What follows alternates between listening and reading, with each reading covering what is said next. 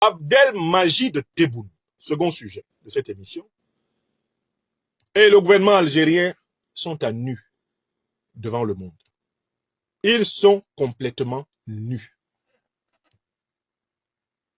Le texte de la Bible, de la Genèse, dit que l'une des scènes les plus remarquables qu'il y a dans la Bible, c'est celle du premier homme et de la première femme, Adam et Ève, après s'être rebellés parce qu'ils ont écouté la voix du serpent, la voix de Satan. Après qu'ils aient écouté la voix du serpent, la voix de Satan, Adam et Ève, tout d'un coup, se rendent compte qu'ils sont nus. Je voudrais transposer cette métaphore à la situation de l'Algérie d'Abdelmajid Tebboune. Le serpent terroriste impérialiste néocolonialiste, ayant été écouté par Abdelmajid Tebboune et son gouvernement, ils se retrouvèrent nus et ils eurent honte, comme Adam et Ève dans le récit biblique. Oui, l'Algérie est nue. L'Algérie est nue parce que pendant longtemps, elle s'était réfugiée derrière son histoire anticolonialiste. Le Front de libération nationale d'Algérie, l'une des organisations de lutte les plus admirées des Africains en raison de son combat contre le colonialisme français, combat victorieux. Le Front de libération nationale d'Algérie, en raison de cette gloire historique conquise dans la résistance contre le colonialisme français, représentait la fierté des Africains. Successivement, à la tête de la République d'Algérie, des dirigeants qui savent manipuler la gloire du FLN ont exercé le pouvoir. Et il y avait une espèce d'accord tacite, d'accord implicite entre les Africains pour laisser le FLN gouverner l'Algérie, au besoin ad vitam aeternam, parce que le FLN a libéré le sol africain d'Algérie du colonialisme français. L'Algérie, sous le FLN, bénéficiait jusqu'en cette année 2024 d'une espèce d'immunité idéologique parmi les panafricanistes révolutionnaires. On se souvenait toujours que c'était le pays de Houari Boumedienne, le pays de Ben Bella. On se souvenait que c'est dans ce pays qu'autrefois les Nelson Mandela, Fidel Castro, Julius Nyerere, Muammar el-Kadhafi, Thomas Sankara, Gamal Abdel Nasser se succédaient et venaient bénéficier du soutien des camarades du FLN. Malheureusement, depuis les années 90, à la tête de l'Algérie, les généraux et les hommes politiques qui se sont succédés ont fait un tournant extraordinaire. C'est la rupture avec la conscience révolutionnaire panafricaniste, la conscience révolutionnaire anticolonialiste qui les unissait aux masses d'Afrique noire. Désormais, à Alger, la suprématie est au pétrodollar.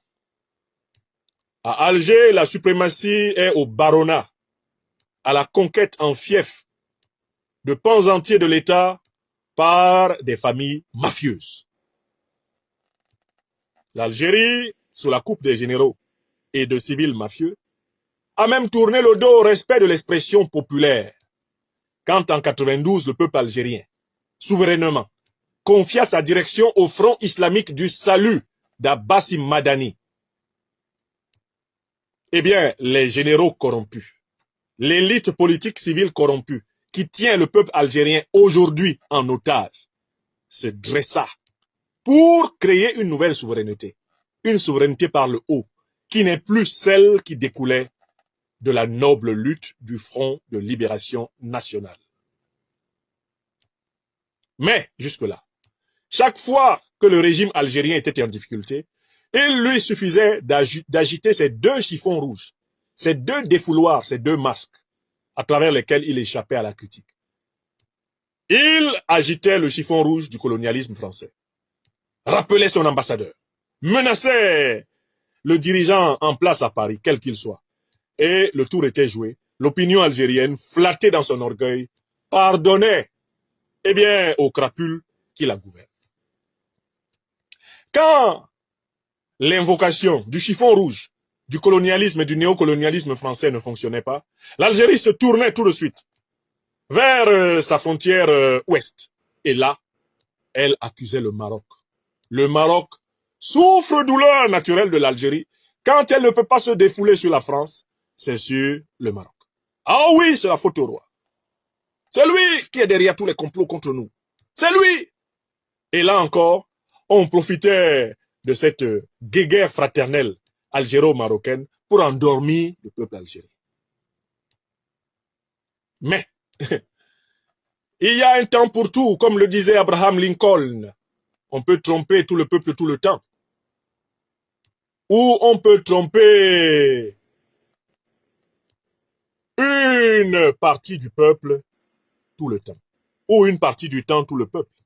Mais on ne peut pas, non, on peut tromper une partie du peuple tout le temps, ou on peut tromper une partie du temps tout le peuple, mais on ne peut pas tromper tout le peuple tout le temps. C'est exactement cela, la formule de Lincoln. Cette formule s'applique aux dirigeants algériens Abdelmajid Tebboune.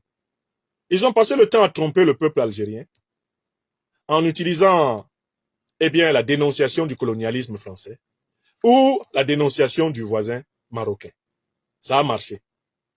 Ça a marché. Mais maintenant, ils sont tombés sur un os. C'est que l'Afrique noire, et notamment le Sahel, sont réveillés. La Confédération de l'Alliance des États du Sahel a été créée le 6 juillet 2024. Avant cela, en septembre déjà, était mise en place une alliance des États du Sahel. Face à l'Afrique noire, l'Algérie ne peut plus utiliser ses deux chiffons rouges habituels, ces deux échappatoires traditionnels. L'Algérie ne peut plus invoquer la France comme étant la source de ses nuisances. L'Algérie ne peut plus invoquer le Maroc, son traditionnel tapis essuie-pieds. Dans ces conditions, l'Algérie avait besoin de chercher autre chose. Mais quoi? L'Algérie avait besoin de chercher une excuse pour se plaindre de l'Afrique noire et se plaindre du Sahel. L'excuse, c'est que tout d'un coup, l'Algérie serait tombée amoureuse de la population civile du nord du Mali qu'elle veut protéger. Est-ce que ça passe? Cette excuse ne passe pas pour la simple et bonne raison que l'Algérie a été prise la main dans le sac du soutien direct aux organisations terroristes. Al-Qaïda et l'État islamique attaquent le Mali, le Burkina Faso, le Niger, le Nigeria, le Cameroun, les pays du Golfe de Guinée, le Tchad, à partir de leur base arrière en Algérie. Aujourd'hui, la vérité a pleinement éclaté. L'Algérie héberge les chefs des principales organisations terroristes, dont notamment le sulfureux criminel Iyad Ag Ghali. Or, les organisations terroristes ont été créées par les renseignements généraux occidentaux de l'OTAN. Que ce soit Al-Qaïda ou que ce soit l'État islamique, ce sont des émanations des renseignements généraux occidentaux. Du coup, l'Algérie ne peut plus utiliser l'argument anticolonialiste, puisqu'elle est en réalité la base arrière des organisations terroristes créées par les puissances néocolonialistes et les puissances impérialistes que le discours traditionnel du FLN dénonçait. L'Algérie est prise la main dans le sac. Dès lors qu'elle héberge des organisations terroristes qui ont été créées par les puissances néocolonialistes et impérialistes, l'Algérie d'Abdelmajid Tebboune se retrouve en collusion d'intérêts avec le néocolonialisme français, l'impérialisme occidental, qu'elle prétendait, elle, l'Algérie, dénoncer. Est-ce que c'est clair? Donc, en fait, l'Afrique noire est le terminus du mensonge algérien. L'Alliance des États du Sahel est le lieu où le mensonge qui dirige l'Algérie a explosé en plein vol. Désormais, toute Algérienne, tout Algérien savent, quand ils sont honnêtes, que leur gouvernement protège et soutient les organisations terroristes. Désormais, toute Algérienne, tout Algérien savent, quand ils sont honnêtes, que les organisations terroristes ayant été créées par les puissances impérialistes occidentales de l'OTAN, l'Algérie est en réalité un suppôt de l'OTAN pour la déstabilisation de l'Afrique noire. Voilà ce que les gens savent. Mieux, le conflit sahélo-terroriste a été l'occasion pour la Fédération de Russie de voir en face qui dirige l'Algérie. Car, pour la première fois, la Russie s'est retrouvée dans une situation où des organisations terroristes soutenues par l'Algérie, soutenues par l'Ukraine, par conséquent soutenues par l'OTAN, ont tué des soldats russes au Sahel. La Russie, désormais, peut tendre sa main à l'Algérie et lui demander de rembourser la dette de sang, le sang russe versé au Sahel. Les soldats russes sont au Sahel pour aider les Africains à se libérer du néocolonialisme français et de l'impérialisme occidental, dont les organisations terroristes sont des émanations. Et l'Algérie se retrouve parmi les forces qui ont tué des soldats russes. Et donc, Vladimir Poutine se retrouve face à Abdelmajid Tebboune et lui pose la question « Give our blood back ». Rendez-nous le sang de nos soldats que vous avez versé, vous, dirigeants algériens. Et ça, c'est la deuxième raison pour laquelle le gouvernement algérien d'Abdelmajid Tebboune est à poil à l'international. Alors, les agitations de ses représentants diplomatiques n'y changent rien. La vérité est là. La vérité est là. Il n'y a que 3 questions à poser à tout Algérien, à notre peuple frère d'Algérie. 3 questions. L'Algérie héberge-t-elle, oui ou non, des bases arrière des organisations terroristes qui ensanglantent le Sahel? Si la réponse est oui, on passe à la suivante. Les organisations terroristes Al-Qaïda et l'État islamique ont-elles été créées, oui ou non, par les renseignements généraux occidentaux? Si la réponse est oui, on passe à la suivante. Le gouvernement algérien d'Abdelmajid Tebboune est, oui ou non, allié des puissances impérialistes coupables de terrorisme et de déstabiliser l'Afrique noire? Si la réponse est oui, mais pourquoi vous débattez-vous? Il faut considérer que le régime au pouvoir en Algérie est un régime anti-algérien. Ça, c'est le premier point. Qu'il est anti-africain, c'est le deuxième. Et que c'est un régime néocolonisé et impérialiste. C'est la conclusion. Voilà. Voilà la vérité que certains ne veulent pas entendre. Et nous devons la marteler. Et nous devons l'expliquer à nos frères et sœurs algériens qui pendant longtemps ont été avec nous dans la dénonciation du néocolonialisme, du colonialisme et de l'impérialisme. Parce que j'en vois parmi eux qui n'ont pas le courage de dire cette vérité à leur gouvernement. J'appelle mes frères et sœurs de lutte, j'appelle l'intelligentsia panafricaniste révolutionnaire algérienne à dire la vérité à Abdelmajid Tebboune, au nom du peuple algérien. J'appelle le peuple algérien à ne pas accepter d'être complice d'un gouvernement qui héberge ouvertement des groupes terroristes qui tuent en Afrique.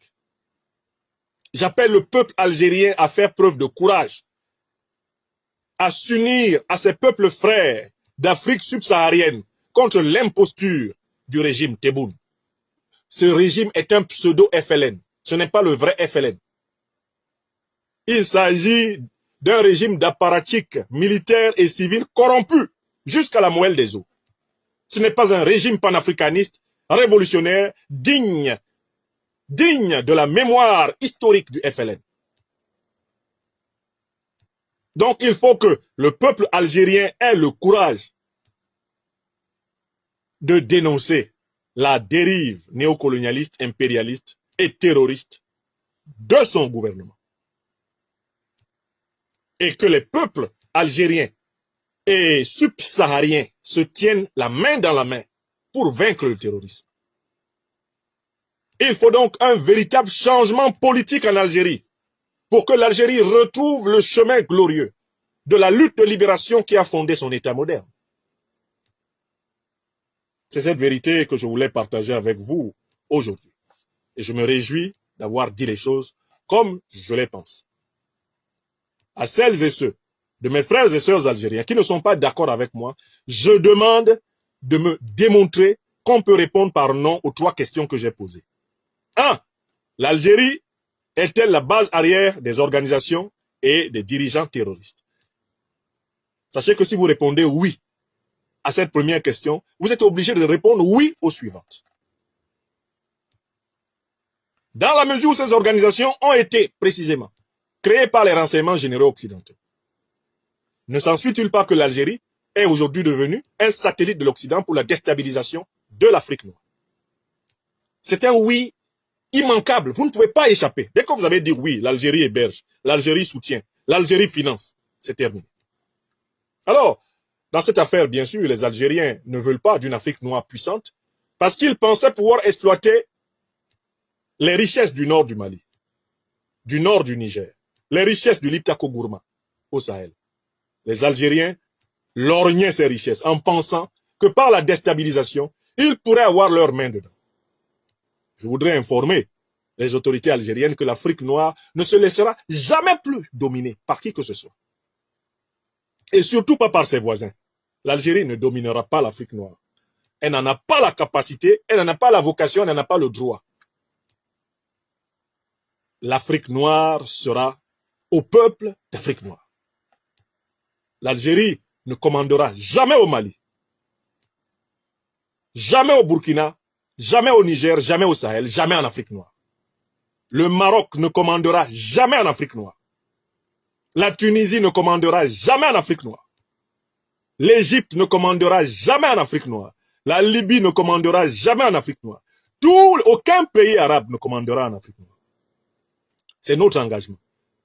Aucun pays européen, aucun pays asiatique, aucun pays américain ne va commander en Afrique noire. Les commandants de l'Afrique noire, c'est nous, les Africains. C'est dans ce chemin que nous marchons. Et personne ne nous fera dévier de la chefferie de nous-mêmes. Les Africains commandent et vont commander l'Afrique noire à tout jamais. À partir d'aujourd'hui jusqu'au temps infini. Boronilen, l'Eteni Massouk Manguera. Tilanala, écrivez ça, écrivez. Moi, je vois des gens, ils sont assis en Algérie, au Maroc, ils pensent qu'ils vont manipuler le gouvernement. Vous ne pourrez pas. Vous ne pourrez pas. La preuve. D'autres ont essayé, et ils ont été délogés. C'est pas vous qui allez réussir là où eux, ils ont échoué.